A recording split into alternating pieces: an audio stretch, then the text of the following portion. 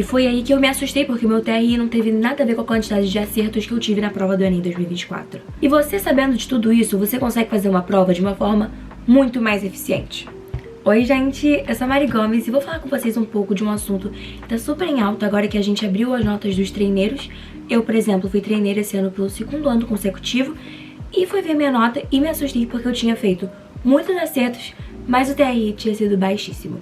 Vamos explorar um pouquinho das minhas notas primeiro, mostrar pra vocês quantos acertos eu fiz e quanto eu realmente tirei. Antes disso, já deixa o seu like no vídeo, se inscreve aqui no canal. Esse é meu primeiro vídeo de muitos que eu tenho pra trazer pra vocês, porque esse é o meu ano oficial de Enem. Quero muito compartilhar com vocês como eu pretendo crescer minha nota, meu TRI e como nós vamos juntos e aprendendo ao mesmo tempo e mantendo, claro, a nossa vida social. Lembrando que se você fez a prova do treineiro a partir de ontem, 14 de março, todas as notas já estavam disponíveis, só você acessar o INEP na página do participante. É o que eu estou fazendo agora, porém o espelho da redação não está disponível ainda, somente 90 dias após a divulgação da nota oficial, que foi lá em janeiro. Então mais ou menos mais uns 30 dias, porque essa nota nossa foi divulgada após 60 dias. Então só esperar um pouquinho. Já abri aqui o site, hoje que não é o dia que todo mundo abriu a nota.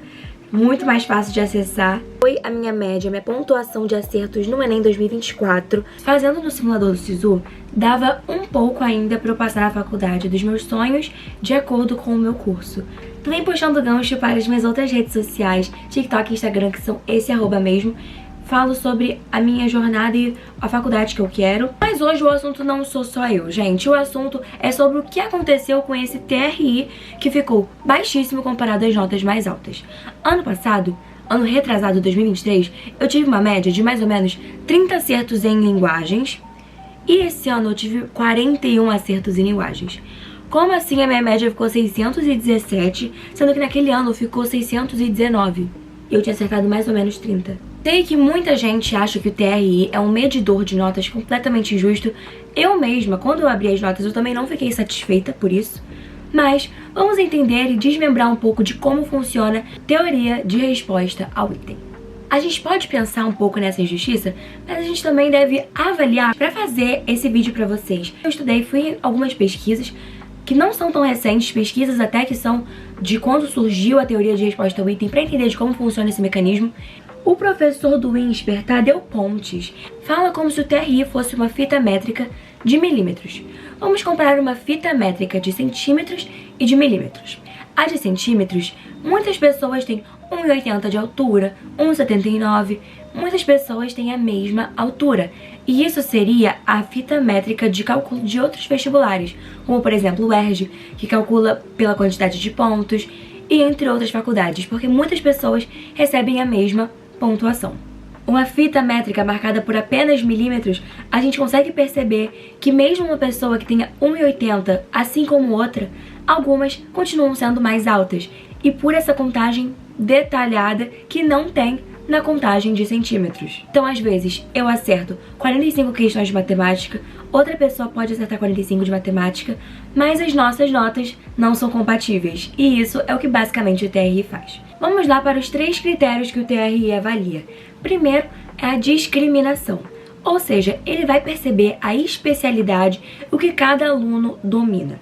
Por exemplo, como que um aluno acerta uma questão de logaritmo e erra uma questão de matemática básica, sabendo que é impossível você acertar uma questão difícil assim, não dominando os conceitos, os fundamentais e os princípios de matemática básica. Assim, ele avalia que provavelmente foi um chute e ele acaba desconsiderando a pontuação da questão que foi difícil e também, claro, da questão que você errou de matemática básica.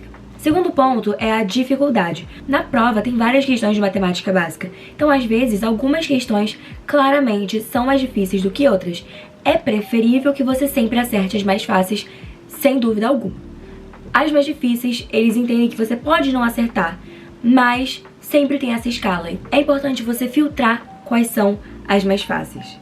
E nunca na sua vida deixar em branco, porque essa prova não tem 0, não tem 1000. Ela tem a escala que vai avaliar todo o seu perfil ao longo do exame. E claro que é o que mais famoso, que todo mundo fala no TikTok, ele claro que consegue detectar uma questão que você claramente chutou de acordo com o seu perfil e como foi a sua performance durante toda a prova. Ou seja, gente, o TRI é um mecanismo extremamente inteligente e usado em provas famosíssimas como o TOEFL, por exemplo, o que é extremamente concorrida pelo mundo inteiro. Então, gente, eu achei essa definição muito legal do mesmo professor e eu vou ler pra vocês.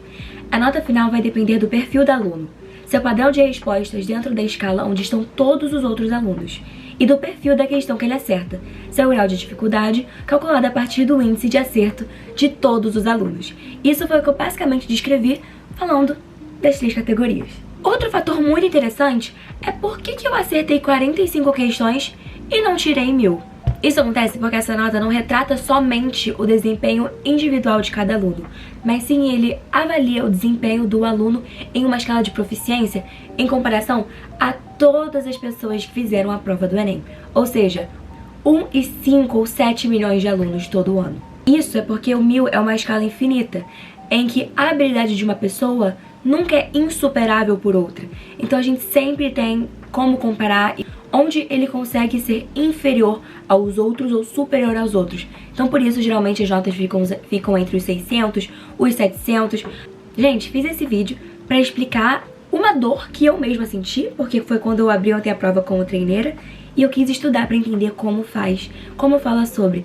Posso parecer muito confiante falando assim pra vocês, mas eu tô na mesma luta, no mesmo barco que todo mundo que tá indo aí pro Enem oficial em 2025. Vamos nessa juntos, fazer muitas questões. E essa coisa de rotina eu também tô postando muito nas minhas redes sociais, que eu já falei pra vocês.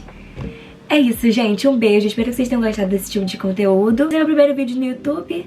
Graças a Deus, um beijo. Tchau.